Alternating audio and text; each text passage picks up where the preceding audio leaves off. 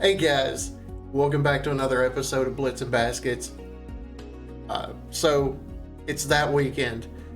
It's the weekend when Kentucky football plays those dirty copycats from down south.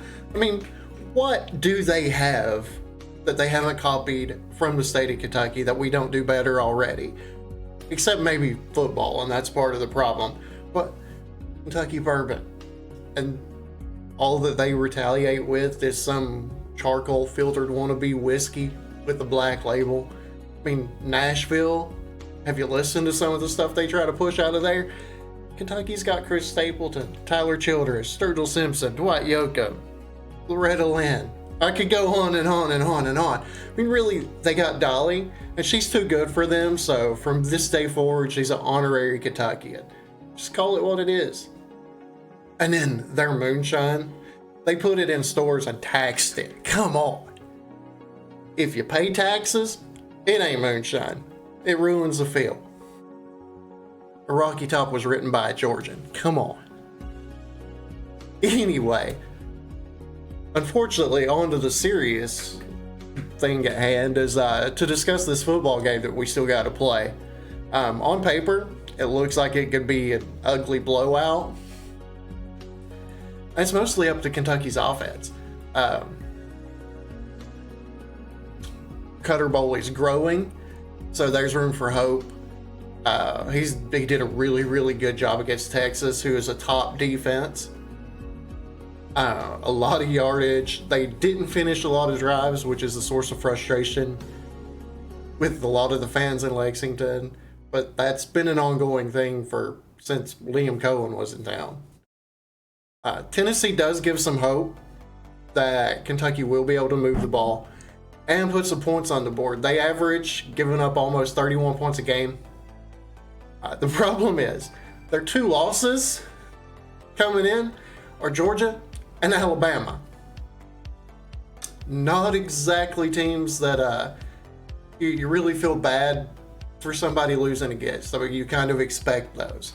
Of course, with Bobby Hill as their head coach down there, they put up a lot of points. They have a really prolific offense, and that's where the game's going to be decided. Can Kentucky stop them from running the ball and getting explosives? Can Brad White, that defense, scheme and take away those big pass plays? That's really where the crux of this game is going to be decided at. Can the Wildcat defense prevent big plays? Can Kentucky's offense run the football?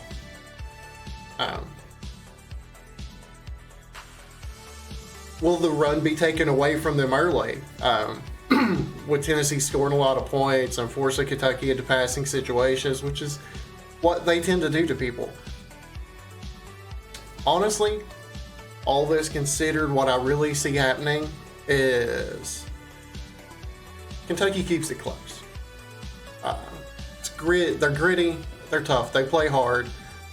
They woulda, coulda, shoulda beat Texas the other night. And again, that's a whole different conversation with Mark Stoops' future and what happens in the coaching box and with the offensive coordinator and all of those things.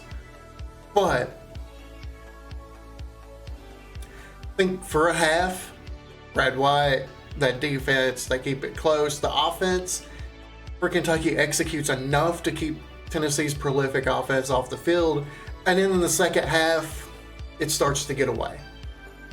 You can only hold a great offense down for so long before eventually the dam's going to break.